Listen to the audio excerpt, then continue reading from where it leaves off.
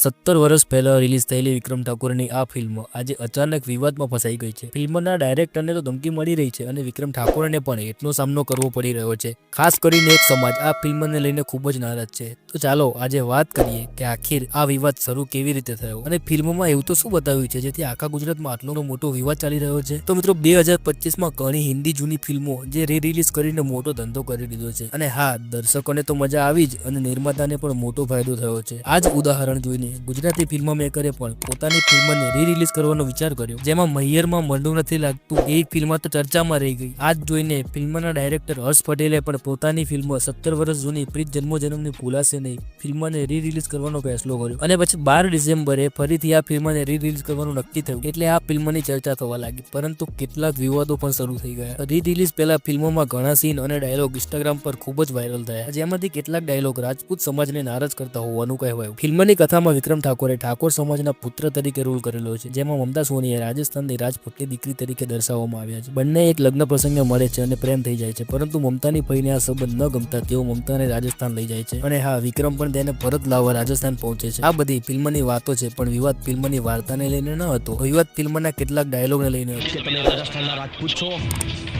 તો હું ગુજરાતનો ઠાકોર છું। મેં ધાર્યું હોત તો મમતાને ભગાડીને લઈ જાત।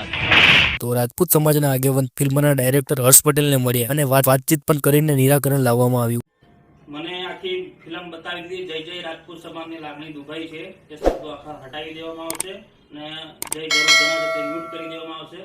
અને વડોદરાથી હું એક રાજપૂત સમાજનો દીકરો પોતે અહીંયા આવીને એમની જોડે મુલાકાત કરી છે। નમસ્કાર, જયેશ બારોટ અને જસપાલસિંહ અહીંયા આવેલા છે।